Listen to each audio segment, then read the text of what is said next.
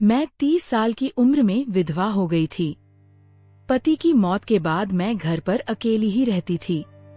अपनी उम्र के हिसाब से मैंने अपना फिगर काफी मेंटेन किया हुआ था। एक दिन सुबह से बारिश हो रही थी। तभी एक कुरियर वाला मेरे दरवाजे पर आ गया। वह 22 साल का एक नौजवान लड़का था।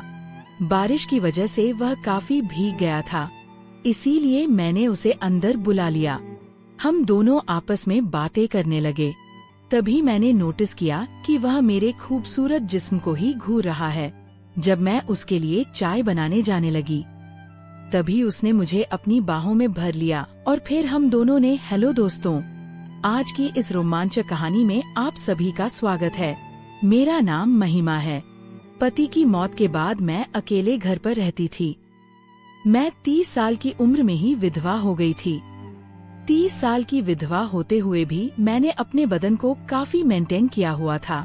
एक दिन सुबह उठकर मैं रसोई घर में चाय बना ही रही थी कि तभी हल्की हल्की सी बारिश होने लगी। मैंने चाय के साथ गरम गरम पकोड़े भी तल दिए। इसके बाद तौलिया और नहाने के बाद पहनने वाले अंदरूनी कपड़े बाथरूम में रख दिए।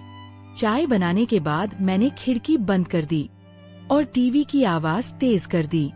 मैं डांस करने लगी और मस्ती में खुद को दीवार पर लगे बड़े आईने में देखने लगी।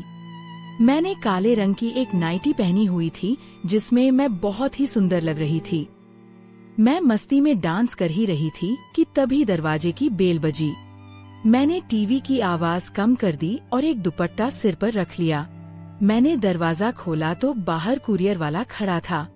वह 22 साल का एक जवान लड़का था जिसका बदन काफी सुडौल था। वह पहले तो मुझे काफी देर तक देखता रहा और फिर बोला, मैडम महिमा के नाम से आपका पार्सल आया है। मुझको तुरंत याद आया कि मैंने एक ऑनलाइन शॉपिंग साइट से अपने लिए एक सूट बुक किया था। मैं बोली, हाँ, मेरा ही नाम ही महिमा है। लड़के ने मेरा कुरियर मुझे थमा दिया और साइन करने के लिए मुझे पेन दिया। पेन देते समय उसके हाथ मेरी उंगलियों को छू गए थे। मैंने एक नजर उसकी ओर देखा और दस्तखत कर दी।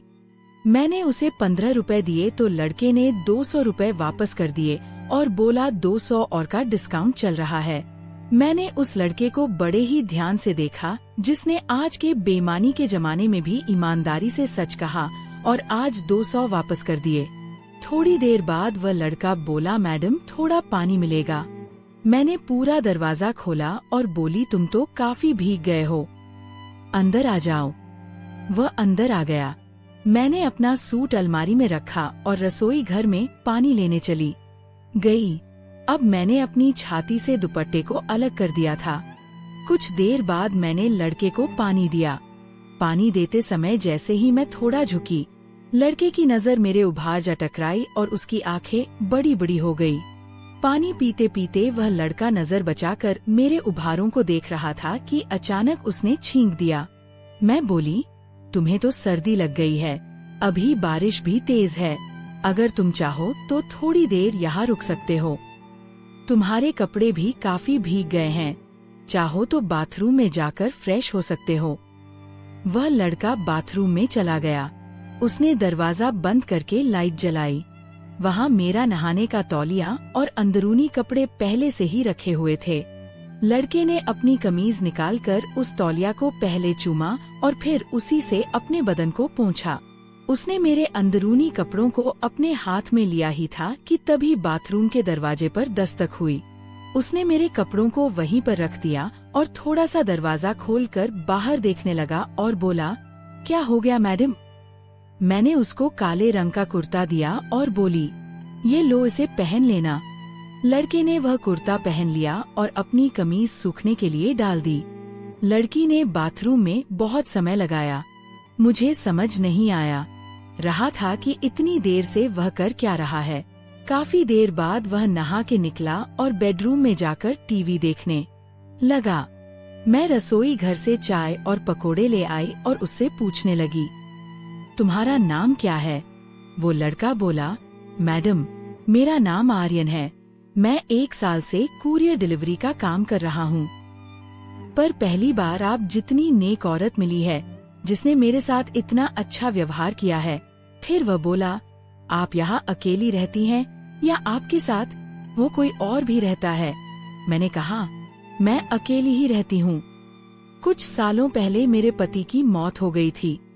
इस दुनिया में मेरा उनके अलावा और कोई नहीं था। तब से मैं यहाँ अकेली ही रहती हूँ। वह बोला सुनकर बहुत बुरा लगा। पर आपके पति की मौत कैसे हुई थी?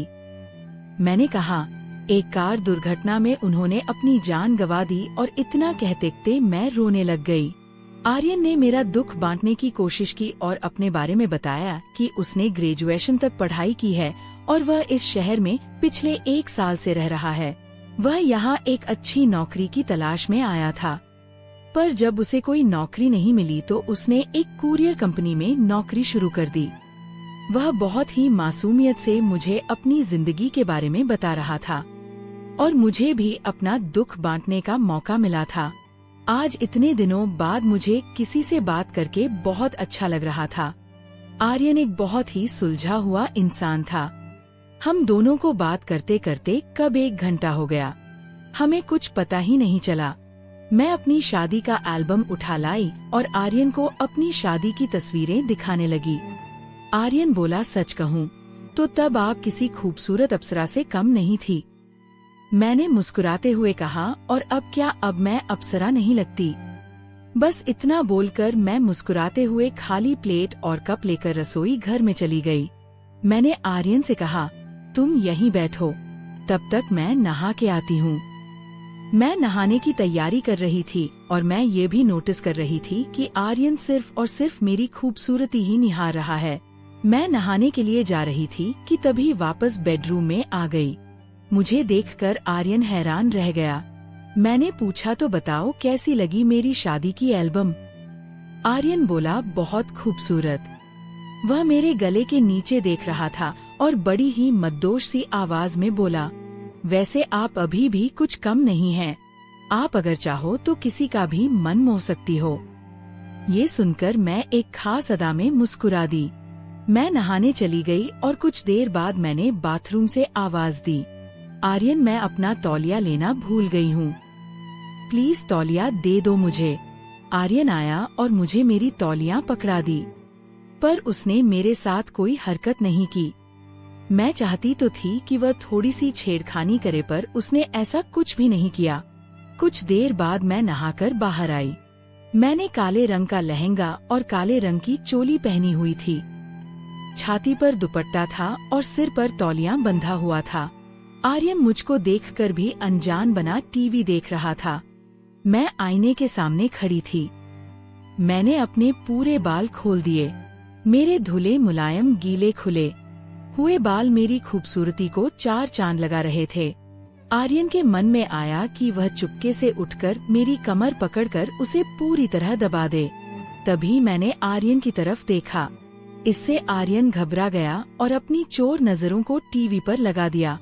कुछ देर बाद मैं आर्यन के पास आकर बैठ गई और उससे बात करने लगी।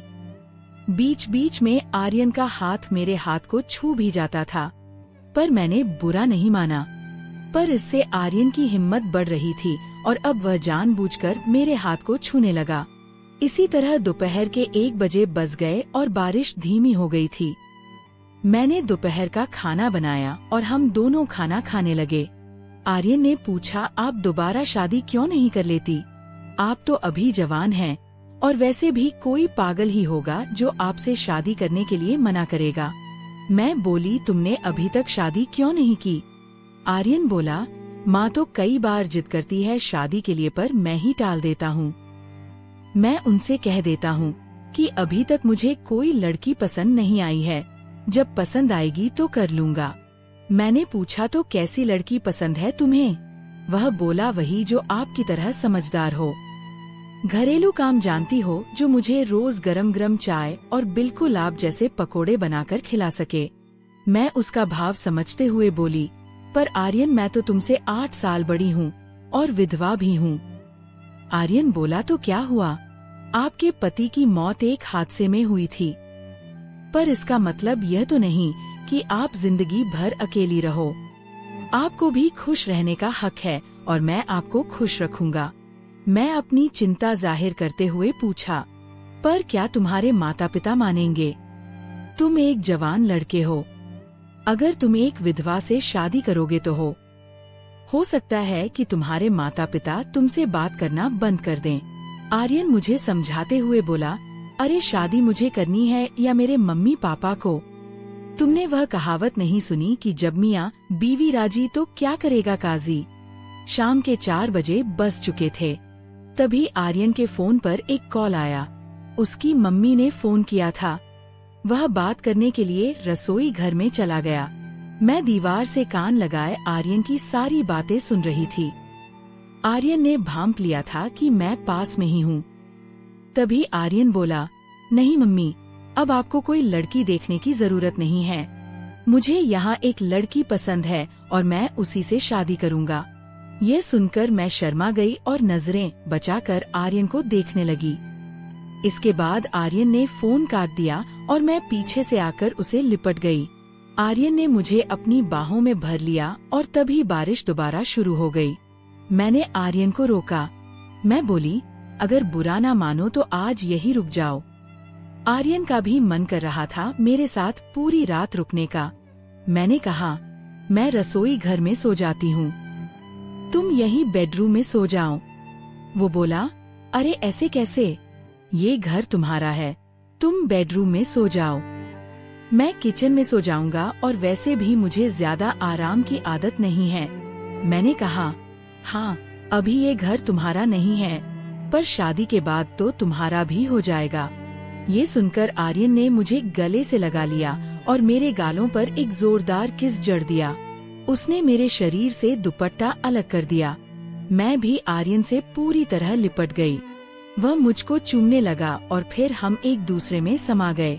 मैंने अपना सब कुछ आर्यन को समर्पित कर दिया था क्योंकि हम दोनों एक दूसरे के साथ पूरा जीवन निभाने वाले थे। कमेंट करके जरूर बताइएगा कि आपको यह कहानी कैसी लगी। अगर आपको यह कहानी पसंद आई हो तो इसे लाइक करें और अपने दोस्तों के साथ भी शेयर करें। आगे भी ऐसी रोमांचक कहानियों के लिए हमारे चैनल को सब्सक्राइब करें और बेल आइकन दबाना ना भूलें।